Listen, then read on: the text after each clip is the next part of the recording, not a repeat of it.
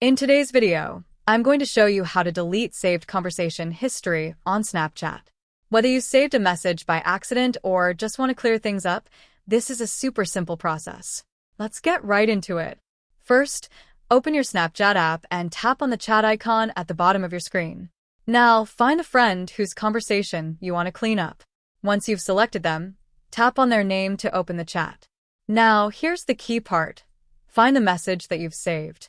You'll notice that saved messages have a gray background. To unsave it, just press and hold on that message. A menu will pop up and you'll see an option that says delete. Go ahead and tap that. Snapchat will ask if you're sure. Just click OK and confirm again by hitting delete chat. And that's it. The message is gone for good.